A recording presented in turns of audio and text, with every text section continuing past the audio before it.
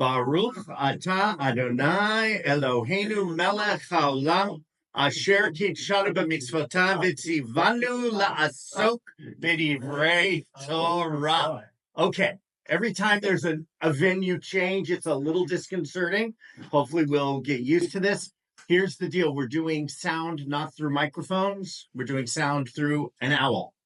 So that means we here all have to speak. We have to enunciate, and all of you at home need to talk into your mic. So one of the things that happened last week, I would say I heard, and I have pretty good ears, about half of what people at home said. And then I went back and listened to it, and on the tape, it's all clear. Wow. I think I was teasing with Cindy. We spent the whole class talking about rocks. Who could imagine that rocks would be such a compelling topic? But it is, because hewn and unhewn rocks are symbolic of something far more than that. It's symbolic of how we bring ourselves. It's symbolic of what is prayer and worship of God. It's symbolic of so many things, and kind of reviewing what everybody said was just so interesting. And what you do with hewn, unhewn, how you weave that in with lack of clarity about what you write and don't write. Jim kind of brought up, this is confusing. And my argument is intentionally so. David Scheinman said, why are we repeating the Lord your God, singular, over and over and over again? A good editor would have just had one or maybe two. And Daniel at the end of class, and this one was actually hard to hear. It was, and it was I think a really important one, said, this is about free will. This is about decisions that you make. And if it's about decisions that you make, you need to be reminded about your decisions, impact of your decisions. You can either honor or defame God.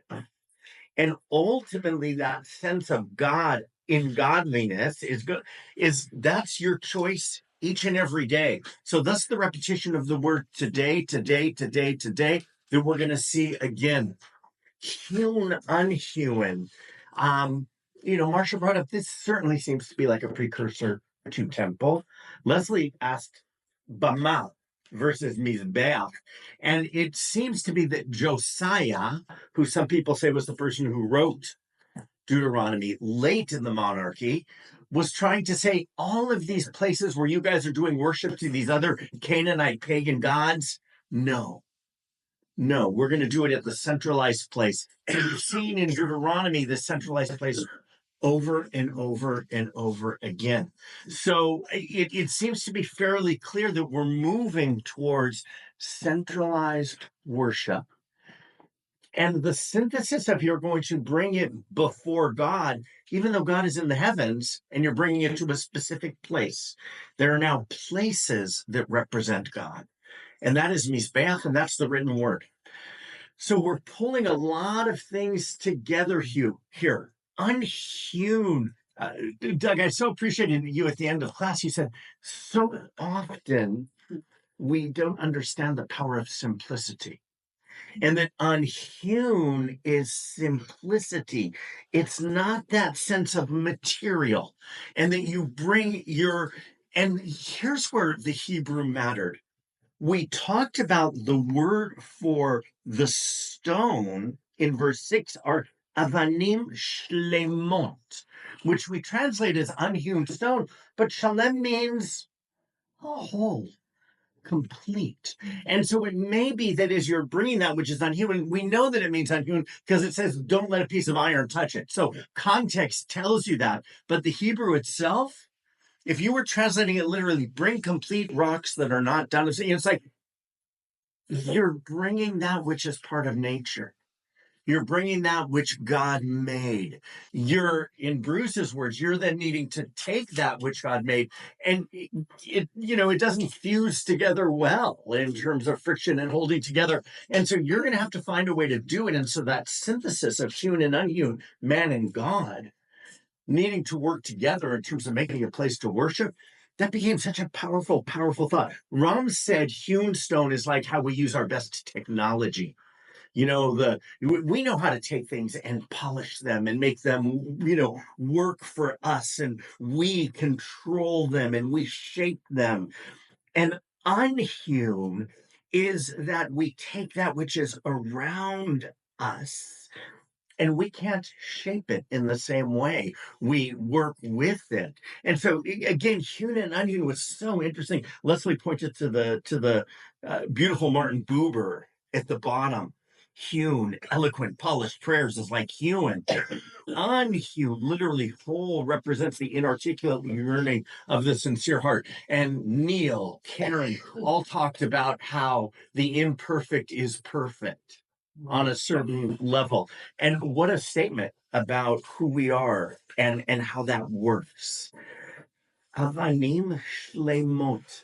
Maybe that which seems unhewn, natural, jagged, is actually the deepest of perfection. So again, so much, got lifted up here. And Joe brought the ambiguity in terms of what we don't really know what we're offering or not offering. And it may actually be, and here's where I want to really take up. If people have more hewn, unhewn, God bless, every comment added. But we then moved it to that sense of, okay, offer olot, those are fully consumed offerings to God, and shlamim. Notice the repetition of the word shalem and shlamim.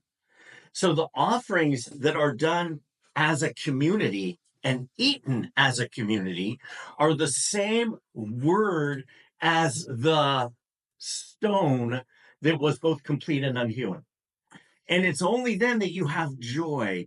And both Daniel and Joy and Joe talked about the joy that comes through community.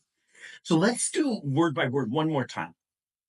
Verse 5. Uvanita sham mizbeach l'Adonai. You shall build there an altar for the Lord your God, Adonai Elohecha. And then it adds, mizbeach havanim. This is an altar of stones. Lo tanif alehem barzel. Don't wield upon them iron. Avanim shlemot. So we've got Evan, Mizbeach.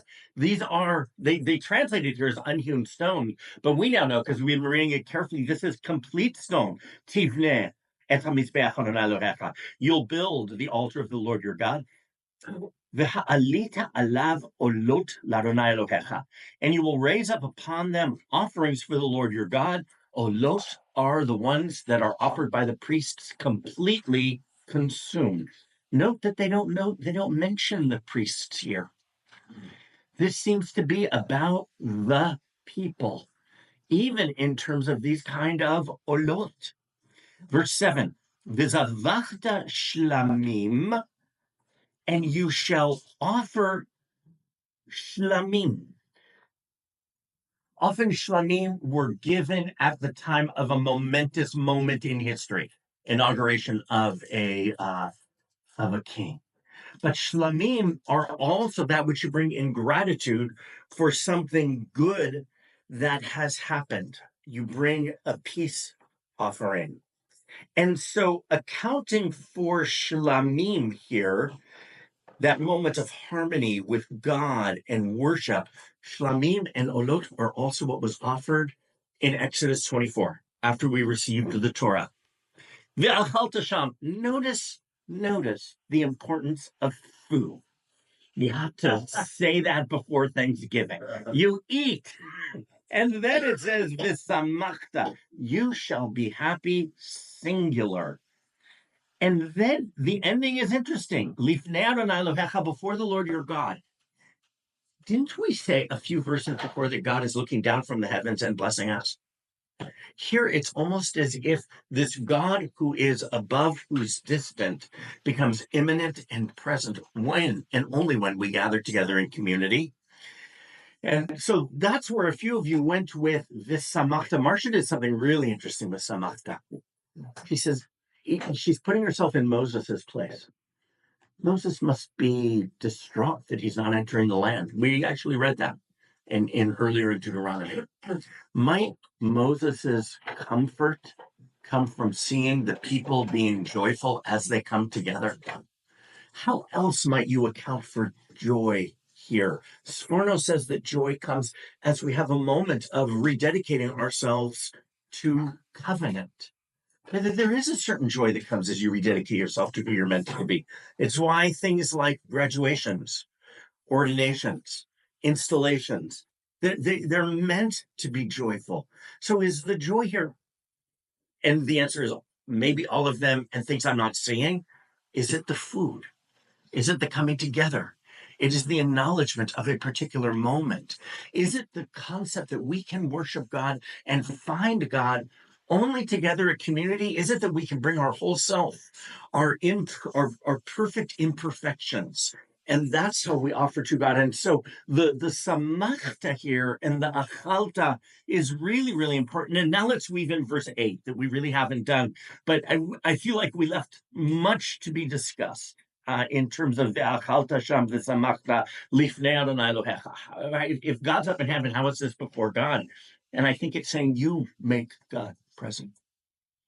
V'katavta, write them al ha'avanim, on the stones. Jim brought up last week, what stones are we talking about? Are we talking about the stones that are the altar? Or are we talking about the stones that you put plaster over and you wrote it on? What's the ambiguity about? Why is the ambiguity? Is hewn and unhewn both that which is written and that which, and that where offerings are? So what do you do with what this is referencing? And Jim was right. The JPS says, oh, this is talking about the plaster stones. It's like they went to a little excursus and then they went back up.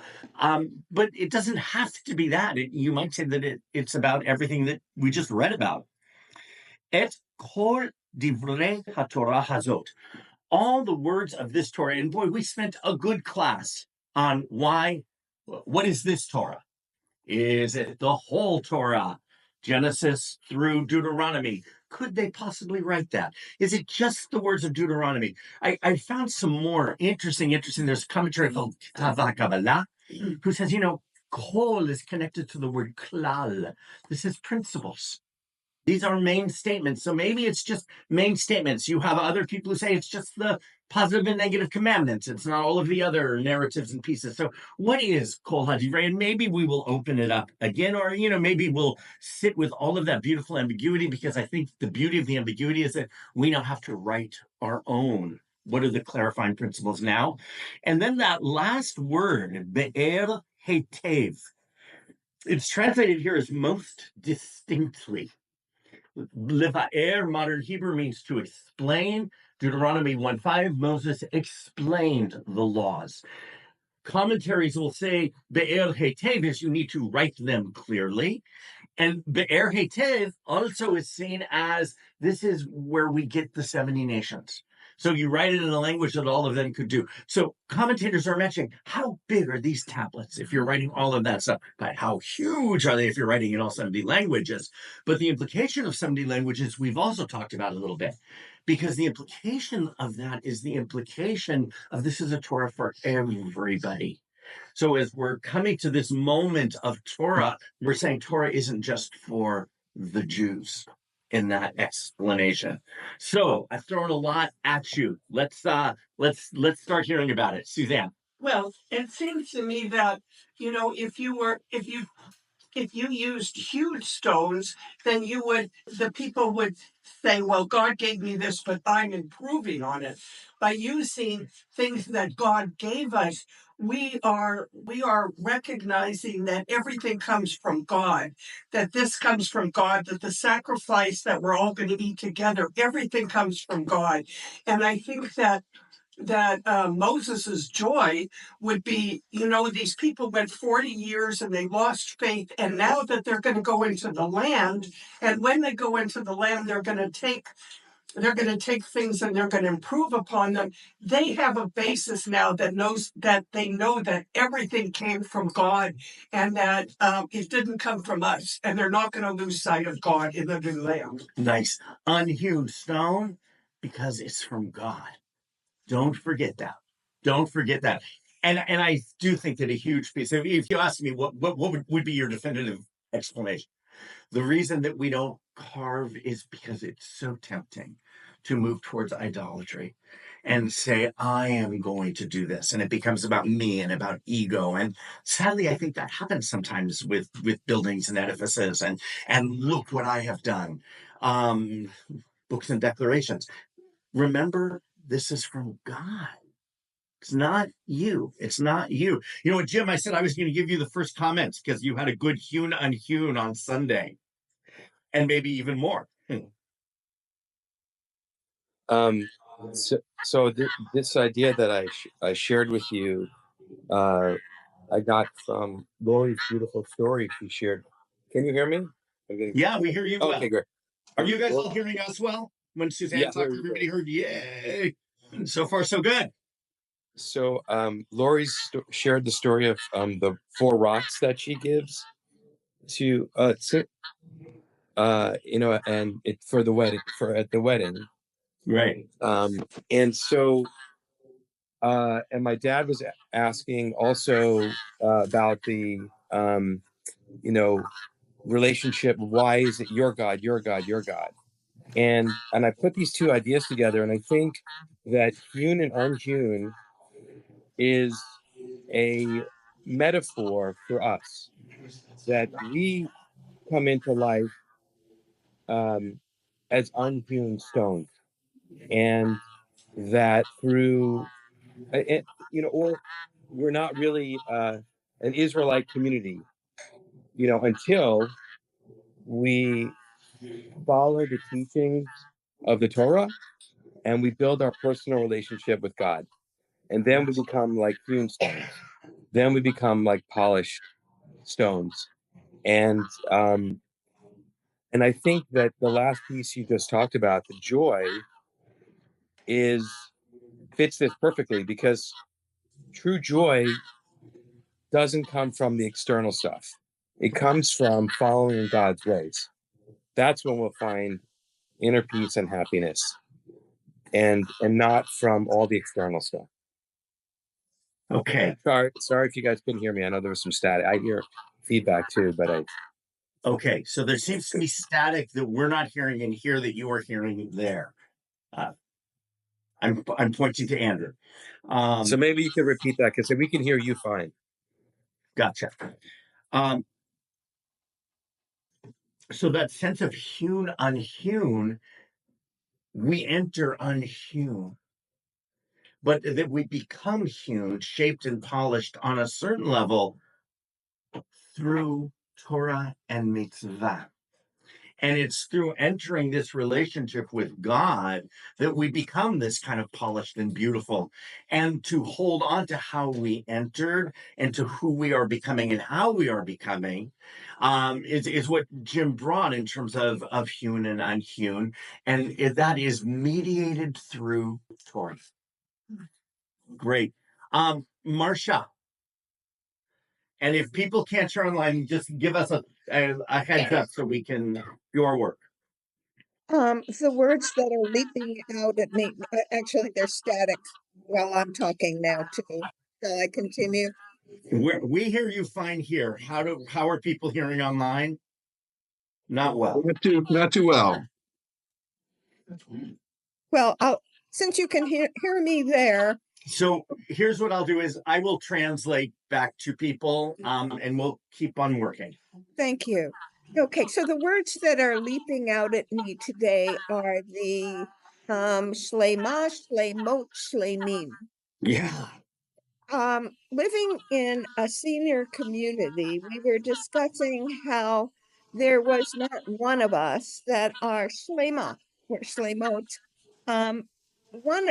Each of us has something that is not working correctly, but together we can do anything, because all together we have all of the capabilities, intellectual and physical, that a perfect person would have.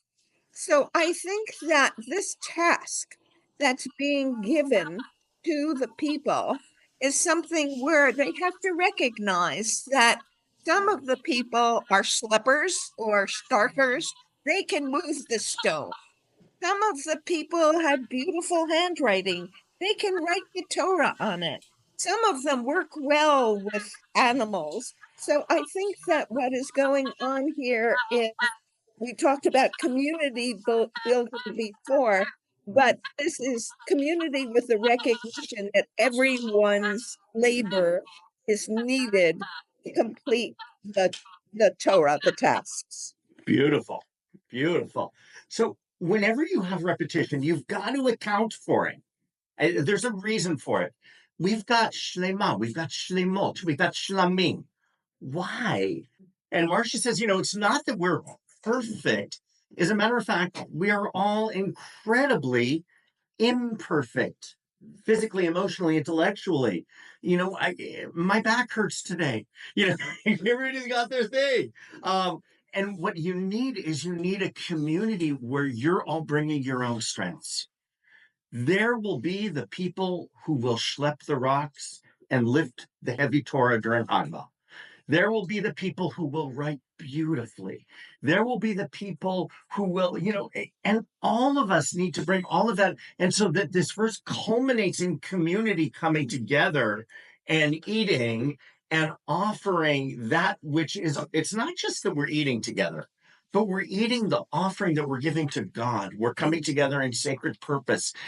And it's that sense of imperfect perfection that only happens via the agency of community that the book of Deuteronomy is leading us to.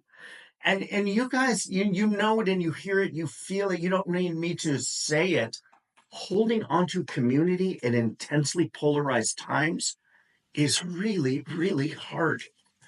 And sometimes it's finding your commonalities. And we've got a lot of commonalities.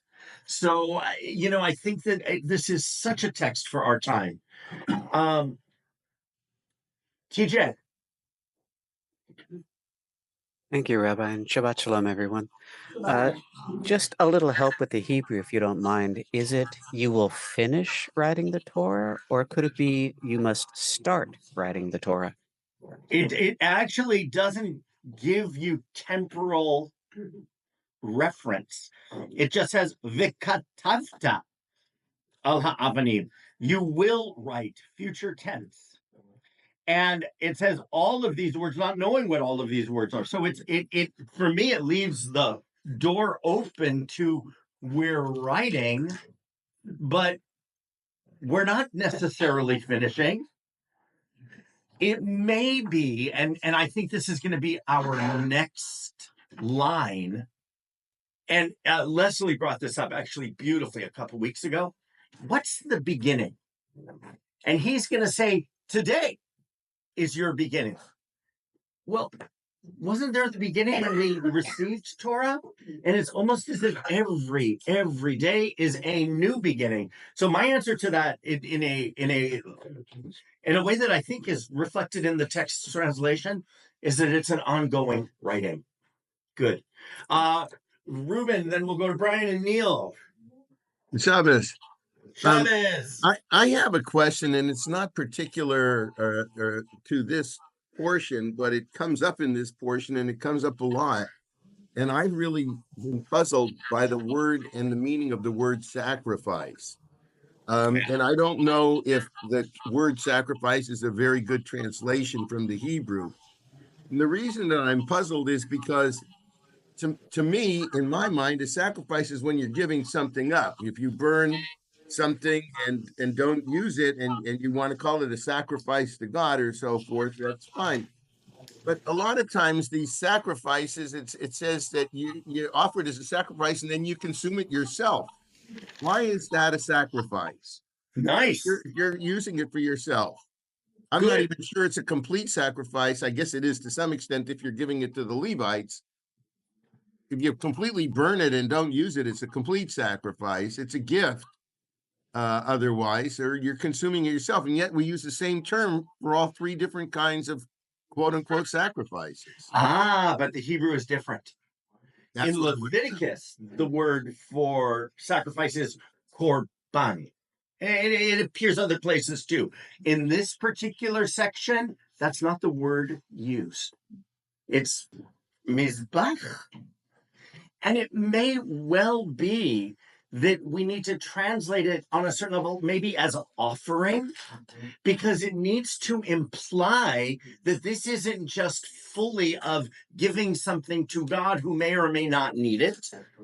And the fact that it ends with shlamim, and that's a communal offering that is shared, seems to be subtly taking that which was offering to God and only God and making it about the emphasis on community and coming together as community, gathering as community, eating as community, finding joy as community. So, Ruben, I'm actually suggesting that the shift of language is intentional, meant to make a point about how it is that we relate to God.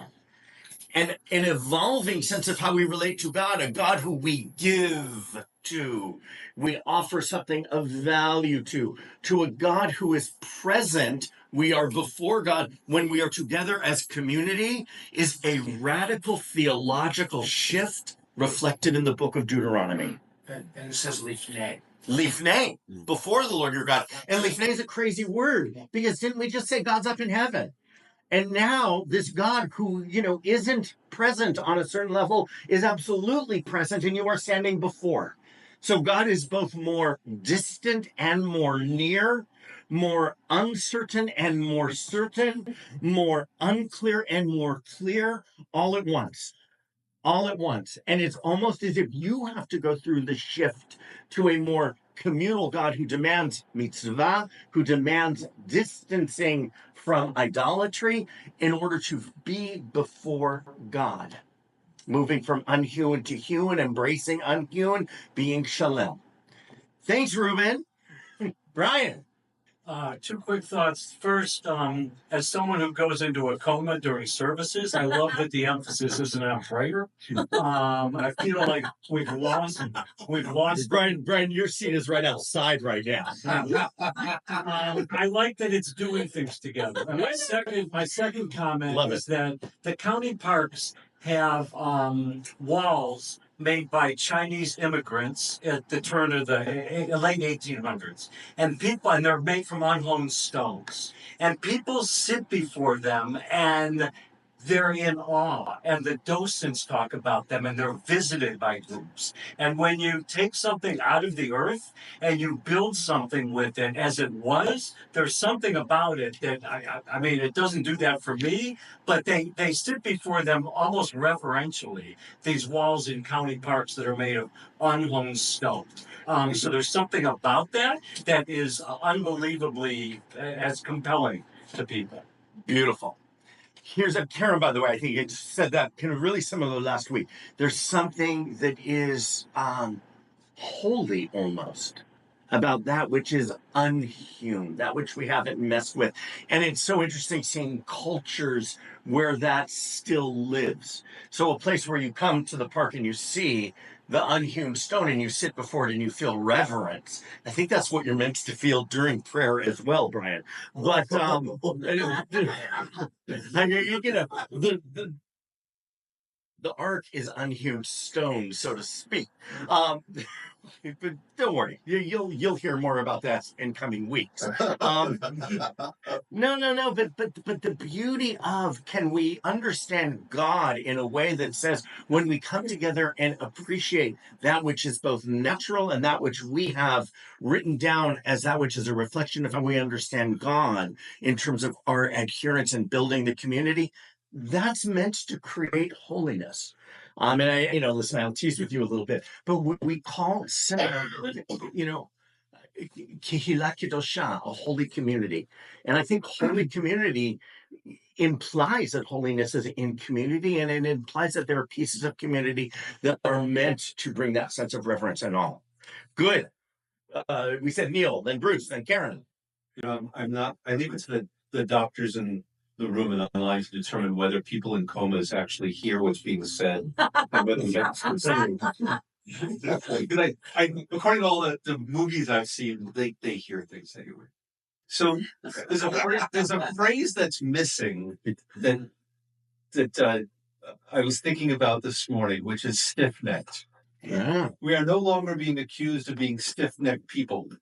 And maybe to highlight what Jim was saying earlier, maybe communal work is a way of forgetting your stiff-neckedness, your stubbornness, your lack of listening.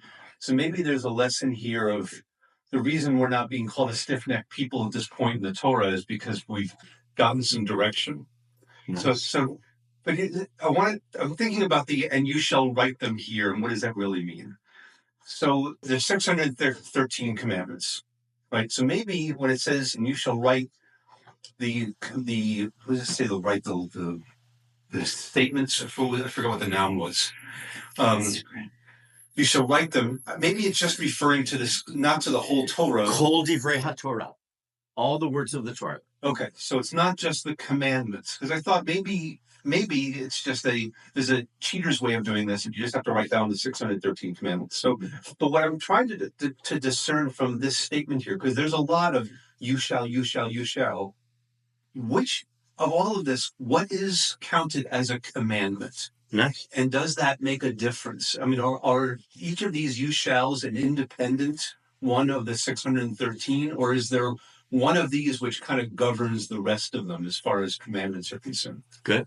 That's for us to debate. And I love that the classic commentaries, you've got, Sadia Gaon, who says it's just the positive and the negative commandments, all the other stuff. No. I love the rabbi who says, no, it's just the book of Deuteronomy. But for this paragraph, I hear you. Yeah. For this paragraph, are these individual commandments, or are they considered to be one, grouped together as the whole thing? I don't have a good answer to that.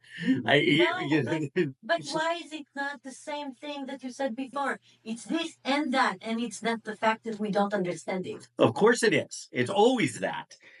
This is interestingly in the singular, and singular could apply to you as individuals, you as a whole people. And so it's the both ands that for me make this really compelling. So yes. But more than that, you bring something that, and this is what careful readers of Deuteronomy do. They say, what isn't here? We don't have you are Am She'oref. We don't have Eretz Ochel Yoshveh. We characterize the land as the land flowing with milk and honey, and we repeat it over and over. We characterize the people as the people who come together, who offer before God in joy. Now, that would be a beautiful statement, if not for in 4 verses, we're going to say, cursed is the one who, because Moses is worried about us for all that Moses is giving us a sense of deep potential of who we are and who we may be. Bruce, and then Karen, and then back online. So I'm puzzled by these are the things you do when you go to the land to consecrate your ownership and role in being responsible for the land. Why are these the things you first do? Now, I could understand putting up these stones and saying, by the way, you've entered a place where here are our principles, the principles we hold others to, the principles we hold ourselves accountable to. But why, these as the first things to be done? You're creating a pattern of behavior for a new society. You're saying this is almost like going into a new home, and the ritual of going into a new home and sanctifying it. What is it? Why these priorities? Right. Okay. And what would it be if there were other priorities? And how are these chosen? The festive, well-being offering, etc. Why the order of them? Right. In this way. And I by the way, I don't know if I have a great answer to this one, but my 1 foot answer is that there are moments in the history of everything, be it an organization, be it a family, be it a community, where you have to reaffirm who you are. And that the act of saying, what am I reaffirming, may be one of the most important things that organization, person, or community could do. and to say, okay, new beginning. We're leaving the desert. We're entering the land. We're fulfilling our promise. Let's have our new beginning focus around community, joy, fidelity to doing what it is right, awareness of where we miss the mark and get off the course, awareness that we can be in personal relationship with the God who is above and present all at the same time, a community that affirms the natural while saying we can also polish and appreciate the natural. I don't know that I can think of other principles that I would say need to be emphasized either at this time or at other times. And the fact that Deuteronomy reorients us and rebegins us. You know, we were the people who were in relationship with God in Exodus, but we were so afraid we had to send Moses. Now it's each of you. And so we're reorienting to who we should be. I don't know that they're missing anything. Well, it's analogous to the Declaration of Independence, Right. Having a constitution. We're a new country, and saying this is who we are, and this is our landmass, and we control this landmass using these laws. And I get that legal structure. What I'm struggling with, why the order of observances that we're doing. Yeah, I don't know that they're giving orders per se, as opposed to generalities. You know, and you've got to have fidelity to the broad, to the principle, to the book.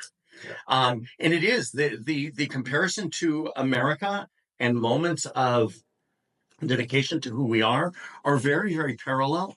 And again, I don't want to be triumphant. I actually think that this is far more eloquent because it gives more capacity for who else you may be in a way that a religious society can do that a secular society that is religiously influenced cannot do. So I think that there's a brilliance here. Karen. There is a magic that unfolds in this room that I am so drawn to. Okay, Brian, you started me off in this. You sent me off to space with your comma, and Neil built on it. Stones, for me, I've been sitting with what stones mean. There is a subtlety and a power in stones. Yeah. That is the magic. That is the holiness. That you are looking at something that has been there forever, can be majestically big and as small that you can put it in the palm of your hand, and it knows more than you do, but it can't speak. Yeah. And a coma, by the way, is not a different state. You're still there. You're observing, you're taking in, but you're not there. And I'm sitting with these subtleties, that place of veganze. Yeah. Right? What's that mean? And also, veganze, and also, what do I mean by that? What's the whole Torah? What does that mean? On one foot, see the humanity in other people. And then everything else is an extrapolation. Choose life. Right? Like, what's the whole Torah? How big are these stones that you are imagining in your mind's eye? In my mind's eye, they're my height. Right. Right? Think about the humanity we just gave to a stone. That it is our height and it is a testament for years to come. Right. Think about that subtlety. And then if we pull in plaster and you're constantly rewriting, you know, you're kind of revisiting your own, this is my essence statement regularly in a beautiful way. Good.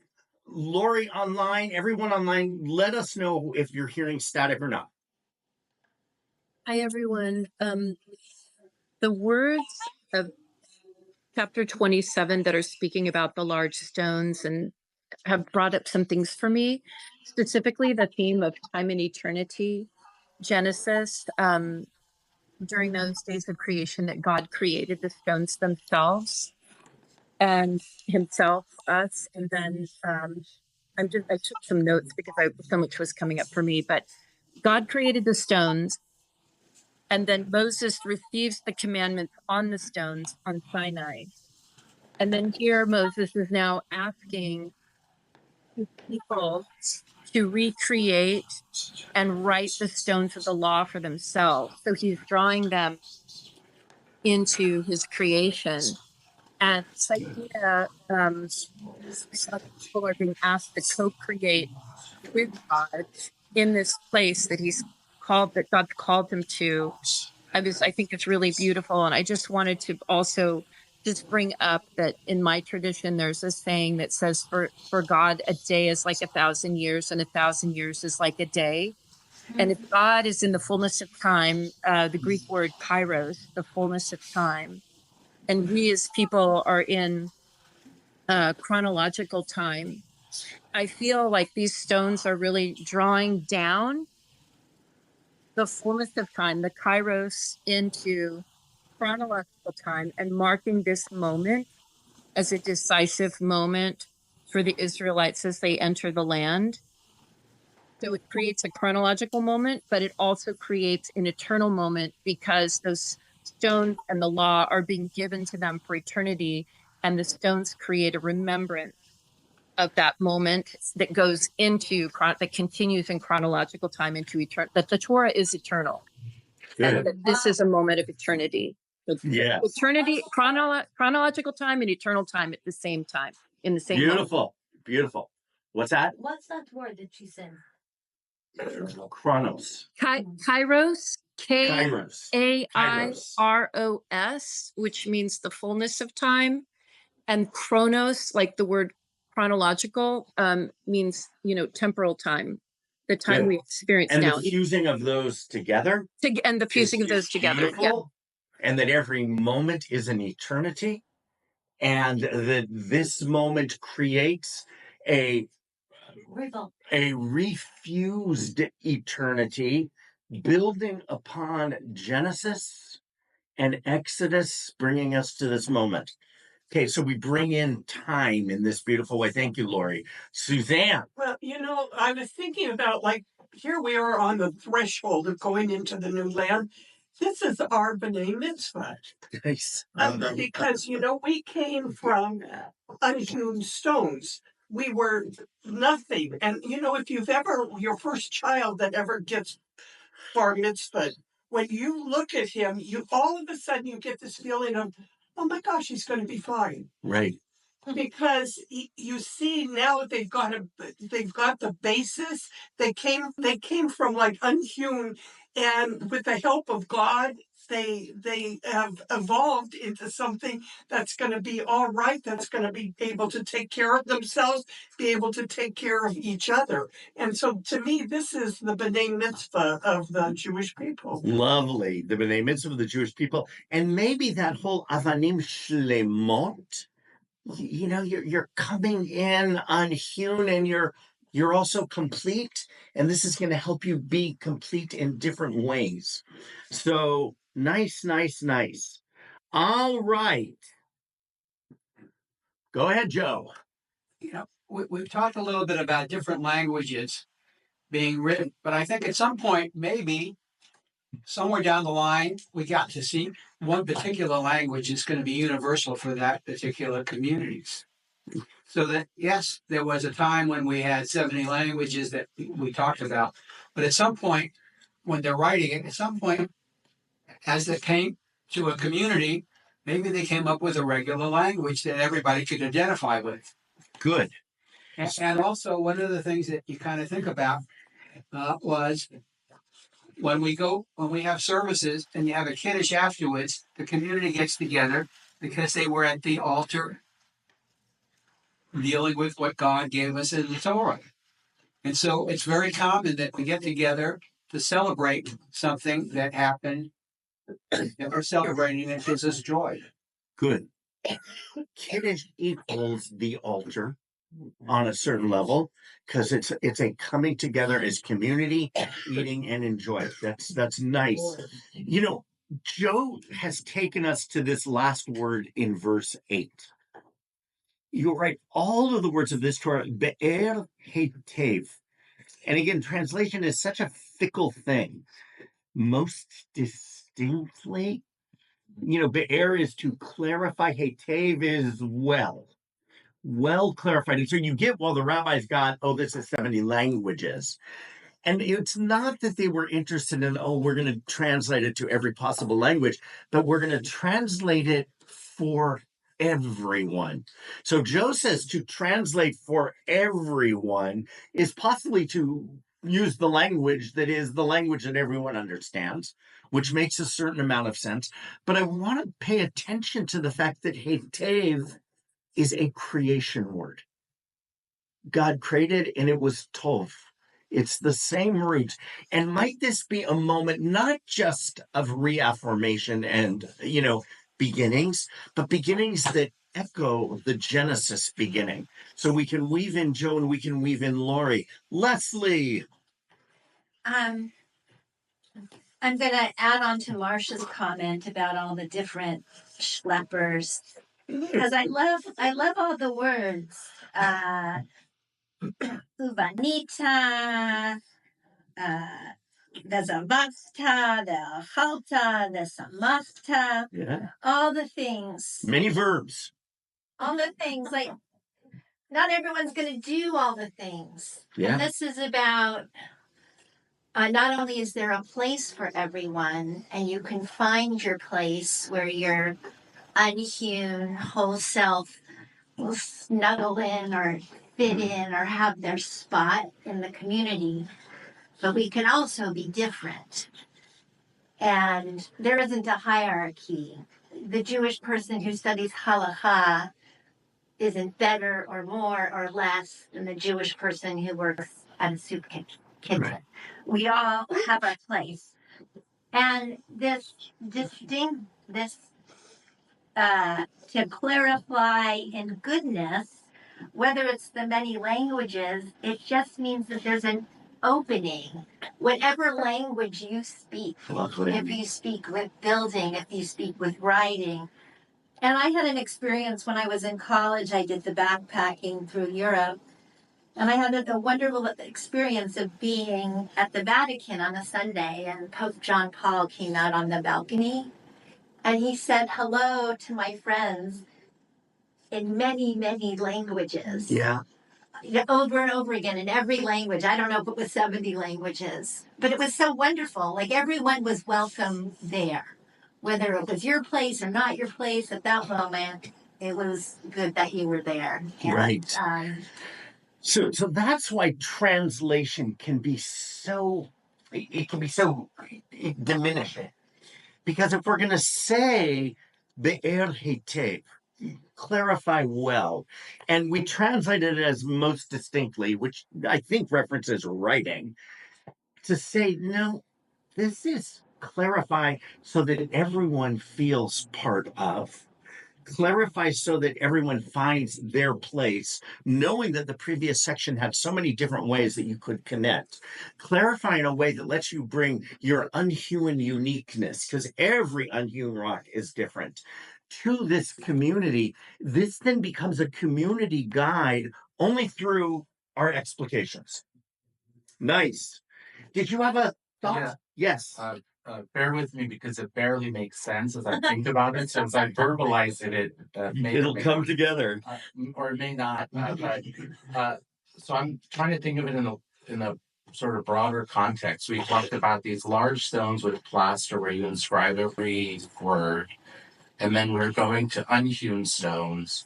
And then we have the sentence at the end, which is somewhat vague about writing, like which stones. And so is there sort of this idea of the progression of the Jewish people where early on you had to be very specific and write it down and study it, but over time we want it to become a natural part of who you are. And so it's not written, it's inscribed in sort of your mind's eye on these unhewn stones. So it becomes a more basic character of who you are, this Judaism that you had to instruct these people more explicitly early on. Beautiful. Beautiful. That came out well. Well and beautiful. So we're repetition. This is, by the way, this is why rabbinic school can at times be too much. this text is the fusing together of this document and that document, and therefore there is a repetition that is, it's like, oh, and I actually paid attention, and I'm far more compelled by saying, even if it is poorly constructed, we can find meaning in that poor construction. Because you go to rabbinic school to find meaning in text, scripture, and community, and who you are.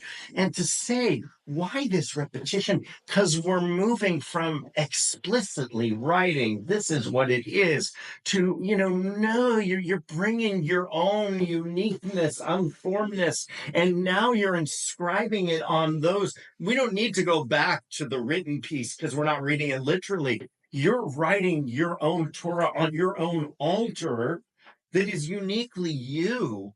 And that's what Be'er Hetev means. So wow. Wow, wow, wow. You get the last comment today. Wow, what an honor. Please come more often. Be'er, I missed the beginning. I'm so sorry. Did you talk about the fact that Be'er is a well? Be'er, I did not say Be'er is a well. A well. What is Be'er Hetev? One way to say it is the well of goodness. The well of goodness. And is it not what we create here with all of our knowledge? Like there is an opening in the middle that we are just throwing into this. Each one of us is throwing our thoughts, and something spreads all around. And I can only imagine what it was like to stand there next to those stones, almost like you are in the middle of a well. Nice. So Be'er also means well. Well of goodness, well of all of these shared thoughts. Good. Okay, to those of you online, I apologize that there was static in terms of you hearing each other. We will try to figure this out better because it works well when we all hear each other and then build on each other and jump on it well. So to speak. All right. Let me wish everyone a good Thanksgiving, a Thanksgiving of gratitude. And we'll see everybody soon. Good Shabbos. Shabbos. Jim and Marsha and Daniel and TJ. David, March Torah Pete, Rue, Malana. It's great to see everyone. John, good Shabbos.